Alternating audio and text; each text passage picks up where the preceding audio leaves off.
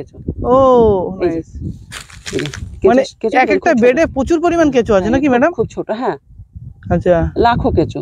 লাখো কেঁচো না? এই যে ছোট, এটা সাইজে খুব ছোট হয়। বৃষ্টিটার জন্য না এবার একটু লেট হয়ে যাবে। মানে আপনার মাটিটা আর ঘরে? হ্যাঁ, তাই আমার এক একটা বেডে প্রায় 5-5.5 টন করে কেঁচো মানে গোবর আছে। 5 থেকে 5.5 টন এক একটা বেডে মানে আপনার গোবর আছে। সেটা সার উৎপাদন হলে তার ওয়েট কিরকম আসে যখন সারে পরিণত হয়? 5 টন যদি থাকে এটা আমার ওই 3 টন মতো সার পাবো। মানে এক একটা বেডে 5 টন করে আছে, এক একটা বেডে আপনি 3 টন করে সার পাবেন। টোটাল আপনার কাছে রেডি কটা সেট আছে আপনার এখন? মানে ভিতর বাইরে মিলে? ভিতর বাইরে মিলে আমার টোটাল 45টা মতো বেড হবে। 45টা বেড, তাহলে 45 × 3, এটাই হচ্ছে ম্যাডামের বর্তমান প্রোডাকশন ক্যালকুলেশন। পরিকল্পনা কি বলে? ভবিষ্যৎ পরিকল্পনা এটা এক্সটেন্ড করা। এটা এক্সটেন্ড করা যত খুশি, মানে আজ আমার 45 বেড আছে, প্রতি 450 যেন করতে পারি। 450 পর্যন্ত? 450। তো সেখানে 450 যদি আপনি উনি বেড করেন × 3, তো এটাই হচ্ছে তার প্রোডাকশন এম আছে বর্তমান সময়। আর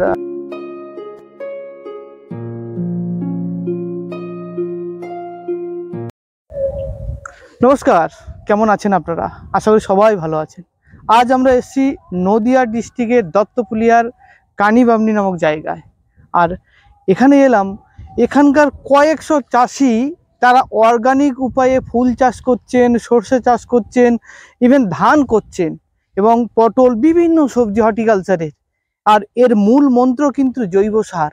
আর এই জৈব সারের প্রোডাকশনটা আজকে দেখব। অর্থাৎ কেঁচো সার তো আপনারা অনেকে দেখেছেন, ওপেন উইন্ডো মেথডে কেউ দেখেছেন। পশ্চিমবাংলায় এমন নজিরবিহীন ঘটনা কিন্তু এই দত্তপুলিয়াতে ঘটেছে, আর সেটা দেখার জন্যই আজ আমরা এখানে উপস্থিত। তো দেখাবো সেটা বিস্তারিত ভিডিওর মধ্যে, কিভাবে এই সার এবং এর গুণগত মান কতটা, চাষির অভিজ্ঞতা শোনাবো আপনাদেরকে। এখনো পর্যন্ত যারা চ্যানেলটাকে সাবস্ক্রাইব করেনি, প্লিজ চ্যানেলটাকে সাবস্ক্রাইব করুন। আর এখানকার যিনি কর্ণধার আছেন, একজন নারী উদ্যোক্তা, আজকে মিলবো তার সাথে, তার এক্সপিরিয়েন্স, কিভাবে এই প্রোডাকশন শুরু করলেন সেটাই জানবো। তো চলুন ভিডিওর মধ্যে যাওয়া যাক।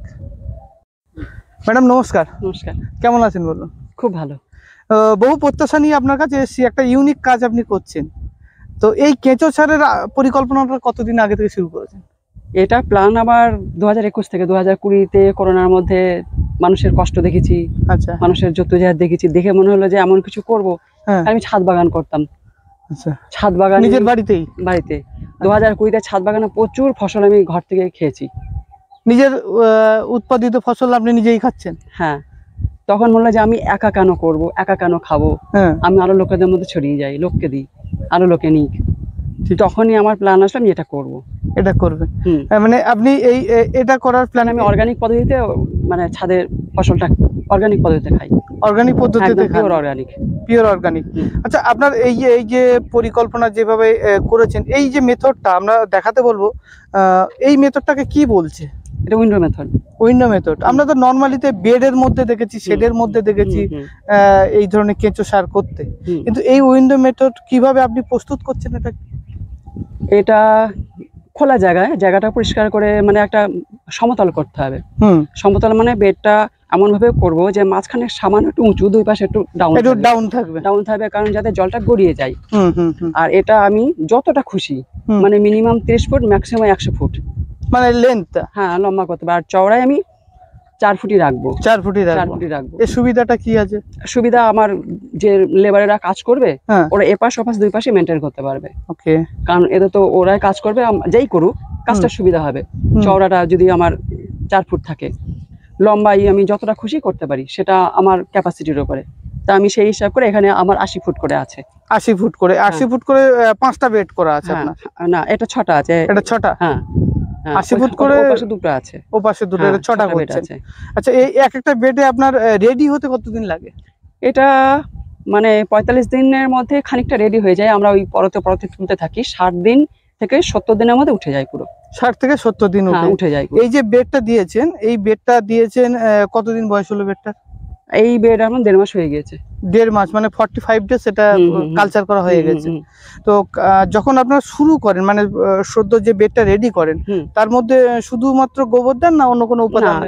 আমি শুধু গোবর দিই, মানে এটা কাউডাঙ্গি থাকে, হ্যাঁ, গোবরটা আমি আমার মানে ওই ডেয়ারি ফার্ম থেকে নিয়ে আসলাম, নিয়ে এসে এর উপরে ঢালা হলো কাঁচা গোবরটা দিয়ে। আমি মিনিমাম ওয়েদারের উপর নির্ভর করে, শীতের সময় আমার 4 দিন 5 দিনে রেডি হয়ে যাচ্ছে, গরমের সময় 10 দিন লাগে। মানে ওইটা গ্যাসটা বেরোনোর জন্য ঠান্ডা করতে হয়, জল দিয়ে দিয়ে ঠান্ডা করতে হয়, একটু পলট পালট করে ঠান্ডা করলে বা ঠান্ডা হয়ে গেলে আমি হাত দিয়ে চেক করলাম যেটা ঠান্ডা হয়েছে। আমার হাত যদি মেসেজ করে যে ঠান্ডা হয়েছে, তারপর আমি কেঁচোটাকে ছাড়ার উপযুক্ত হয়। হ্যাঁ, সাধারণত কি কেঁচো দিয়ে আপনি কালচারটা করছেন? এটা আছে ওই অস্ট্রেলিয়ান ভ্যারাইটি, যেটা আইসোনিয়া 45। হ্যাঁ,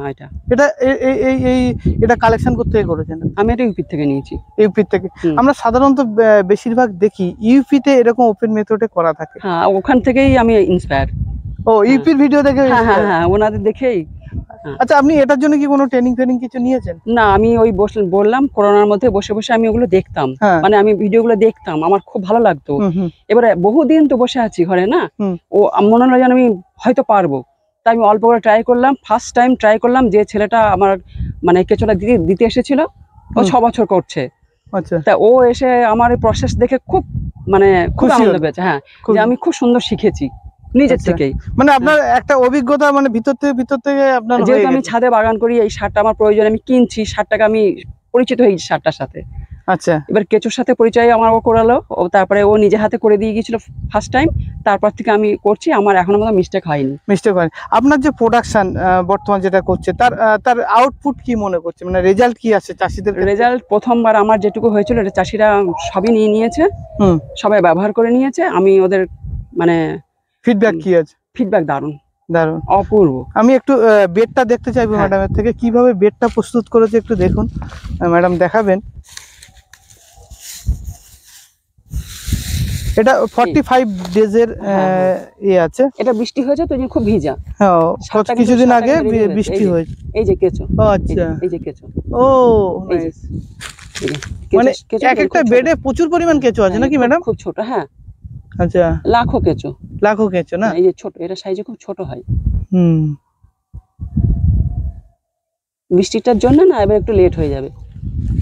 মানে আপনার মাটিটা আরো রসে গেছে, মানে সারটা আরো রসে গেছে।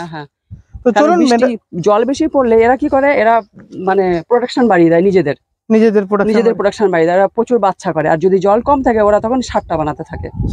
মানে ওদের খেয়ে যে আউটলেটটা হয় সেটাই তো সার। হ্যাঁ, ওদের আউটলেটটাই সার। এবার জলটা বেশি পেলে ওরা ভাবে কি ওরা বাচ্চাটা বেশি। আচ্ছা ম্যাডাম, এই যে 80 ফুটের যে বেড গুলো আছে, এক একটা বেডে কত পরিমাণ কেঁচো ছাড়া আছে আপনার আনুমানিক? 80 ফুটে আমি 80 কেজি দিয়েছি। 80 কিলো দিয়েছেন? হ্যাঁ, মানে এক একটা ফুটে 1 কিলো করে দিয়েছেন। কোনো জায়গায় হয়তো 2-5 কেজি বেশি হয়েছে, কম দেইনি। আচ্ছা, এটা কি আপনার নিজের বাড়ির তৈরি কেঁচো এখন বর্তমান যেগুলো? হ্যাঁ, আমি যে প্রথমে করেছি, যে কালচারটা প্রথমে করেছি, তার থেকে যে ওরা বাচ্চা করেছে সেইগুলো। আপনি কত কিলো কেঁচো ইম্পোর্ট করেছিলেন? আমি ওখান থেকে 550 কেজি নিয়েছিলাম। 550 কিলো। আর বর্তমান আনুমানিক এখন আপনার কাছে কতটা আছে মনে হয়? আনুমানিক 2-3 হাজার হবে। 2-3 হাজার কিলো? দেখুন কি হারে প্রোডাকশন বেড়েছে। আমি কম বলছি, মানে আন্দাজ বলছি এটা, কারণ আমি যে 500 নিয়েছি, সেটা মোটামুটি কয়েক মাসের মধ্যে 3-4 গুণ বেড়ে গিয়েছিল। এরা এইভাবে এই জাতটা ব্যবহার করা এর জন্য এরা প্রচুর হিউজ পরিমাণে নিজেদের প্রোডাকশন করে। আমি ম্যাডামের সেটটা দেখাবো, ভিজিট করাবো।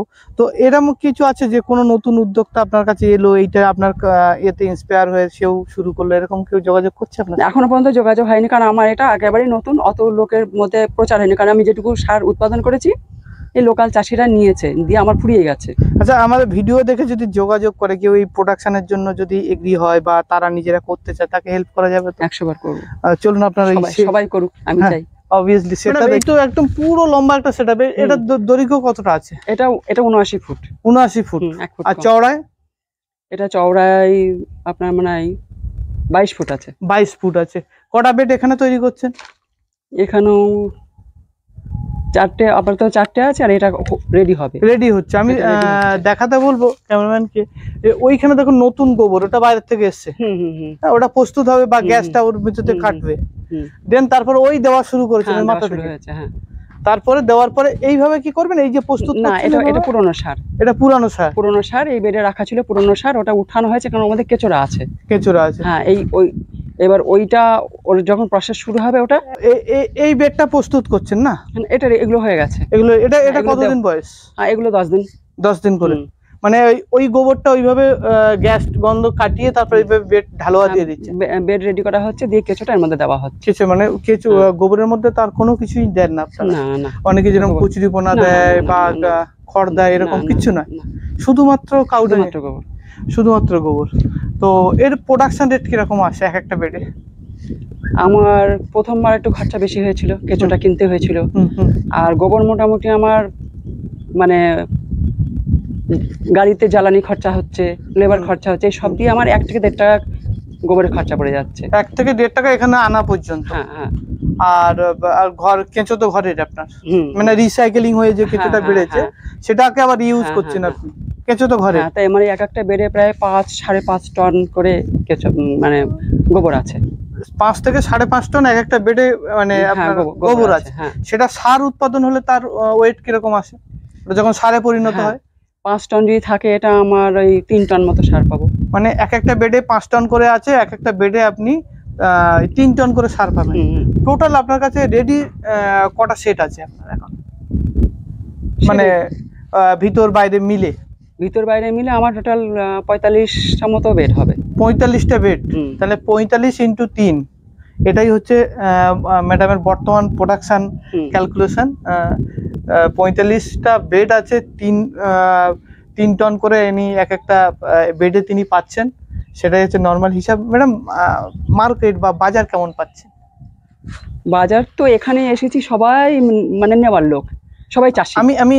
আমার এটা মেনলি চাষিদের উদ্দেশ্যে, আমি চাষ করবো বলে এসেছিলাম, নিজে চাষ করব।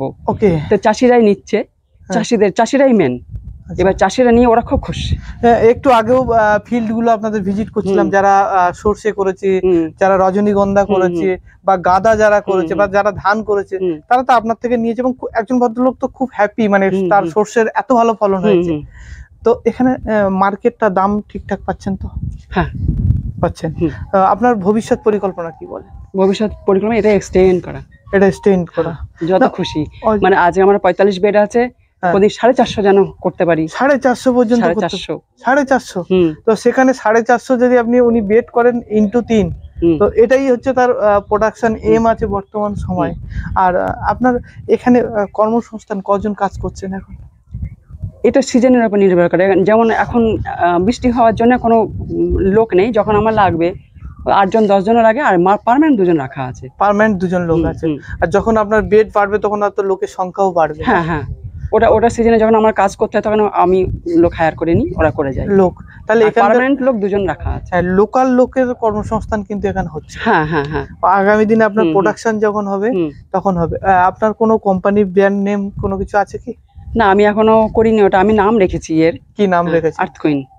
Vermi compost. কেন এই চিন্তা ভাবনা আর্থ কুইনটা? এই তো আর্থ কুইন, এই তো আর্থ কুইন, এই তো আর্থের রানী। আর্থের রানী না? এটা দেখাচ্ছে উনি প্রোডাকশনটা কিভাবে, ওনার রেডি মালটা কিভাবে তৈরি হয়েছে। দাদাকে দেখাতে বলবো। এই দেখুন, একদম চাই লেখার মতো। হ্যাঁ, দুর্দান্ত রেজাল্ট, দুর্দান্ত রেজাল্ট আছে। এটা নাম রেখেছি আর্থ কুইন। মানে এটা আপনার পুরো ফিল্টার করা, ছাকা পুরো। হ্যাঁ, তো এখানে রেডি হচ্ছে। কোয়ালিটি দেখে একটা জিনিস মনে করবেন, এরকম চাপচে দেখুন জল বেরোচ্ছে না, কিন্তু হাতে হালকা একটা ভিজে আবহাওয়া আছে। এটাই হচ্ছে বেস্ট কোয়ালিটির ভার্মি নিদর্শন। পশ্চিমবাংলায় এইরকম ধরনের ভার্মি খুব কম ফার্মারের কাছে প্রডিউস হয়, খুব কম ফার্মারের কাছে পাওয়া যায়। একজন আধুনিক মানুষ, যিনি আধুনিক শিক্ষায় শিক্ষিত, সবকিছু ছেড়ে চাষের উন্নয়নের জন্য তিনি নেমেছেন। মূলত এম তো এটাই, মানে নিজে করব, অন্য 5টা ফার্মার যেন, আমি অর্গানিক খাবো, সবাই অর্গানিক খাবে। এবং আপনার যা ফিডব্যাক দেখলাম আপনার এই ভার্মি কম্পোস্টের, আগামী দিনে এই দত্তপুলিয়া বিভিন্ন প্রান্তে ছড়িয়ে যাবে, এটা আমার বিশ্বাস। আমি জানি সবাই ব্যবহার করুক, রাসায়নিক মুক্ত হোক, রোগ মুক্ত হোক, সুন্দর জীবনযাপন করুক। ওনার প্রসেসিং ইউনিটটা দেখিয়ে দিই একটু। এইটা ধরুন, এটা এখানে চালা হচ্ছে মালটা, নরমাল জালি ব্যবহার করা হয়েছে। হ্যাঁ, এটাতেই ওই কাঁচা মাল যেটা সার উঠছে, এটা এখান থেকে চেলে যেটাকে বের হচ্ছে, তাই তো? হ্যাঁ, ওটা এইভাবে ছাট মালটা, ওটা ছাটগুলো আবার বেডে চলে যাবে না। ছাটটা ওরা কেউ চাইলে কম দামে ওটা কাউকে দিয়ে দিচ্ছি, বা ওটা আমি আমার মানে রিইউজের ছাদ জন্য বাগানে, ব্যবহার হ্যাঁ, করছেন বা মানে আপনি ওটা কোন আর দামে আমাদের যাচ্ছে না। আপনি ভার্মি কেমন দামে বিক্রি করেন? এটা আমি রেট রেখেছি 15। 15 টাকা কিলো। হ্যাঁ, এবার চাষিরা যখন নেয় এখানকার লোকাল চাষিদের আমি 12 টাকাতে দিই, কারণ মানে এখানকার লোকাল চাষিদের 12 টাকা দিচ্ছেন? হ্যাঁ, এটা আমার ভালোবাসা। ভালোবাসা, এটা আমার ভালোবাসা। এটা কারণ এরা আমায় ভালোবাসে, আমি এদের ভালোবাসি। খুব এটা ভালোবাসার বিনিময়। বাকি এটা আমি 15 টাকা রেট রেখেছি, মানে সকলের আউটলেটের জন্য 15 টাকা রেখেছেন, আর এখানকার লোকাল ফার্মারদের জন্য 12 টাকা। কারণ এরা আমার ভাই, এরা আমার ভাই দাদা। এটা আমার ভাই দাদা। আর কস্টিং তো সব মিলিয়ে যদি লেবার বা আপনার গোবরটা এখন 1.5 টাকাতে চলে আসে, লেবার এবং কস্টিং প্রাইস কেমন আসছে আপনার টোটাল? না, 1.5 টাকাতে গোটা আসার পরেও আমার আরো কিছু লেবার যাচ্ছে। হ্যাঁ, লেবার যাচ্ছে, প্রসেসিং আছে। হ্যাঁ, এর সাথে কি আপনি আরো কি টার্কিউটারমা এগুলো কিছু ইউজ করেন কি? হ্যাঁ, ওগুলো আমি রেখেছি, ইউজ করব। মানে ইন্ডিগেন্স গুলো আপনার প্রোডাকশনের আমি বলছি ভাই, এটা আমার মানে স্টোর হচ্ছে না। আচ্ছা, বেরিয়ে যাচ্ছে। আমার যখন স্টোর হবে তখন ওটা মেশাবো। মানে যখন স্টোর হবে সেটাকে স্টোর হবে, আমার ধরুন স্টোর হয়ে গেল 2 মাস আমাকে রাখতে হবে, তখন ওটাকে মেশাবো। হ্যাঁ, কারণ ওটা মানে ফাঙ্গাস কন্ট্রোল করার জন্য। এখন তো সে সুযোগই নেই, মানে ডাইরেক্ট আপনার চাষিরা নিয়ে চলে যাচ্ছে, এখান থেকে নিয়ে চলে যাচ্ছে। তো আমি চাই ম্যাডাম আগামী দিনে আপনার প্রোডাকশন ইউনিট আরো বাড়ুক, যেটা আপনার লক্ষ্যমাত্রা আছে সেটা হোক, বহু মানুষের কর্মসংস্থান হোক। আর এত সুন্দর কাজ করার জন্য আমাদের সঙ্গে এত সুন্দরভাবে টাইম দিলেন, আন্তরিকভাবে ধন্যবাদ।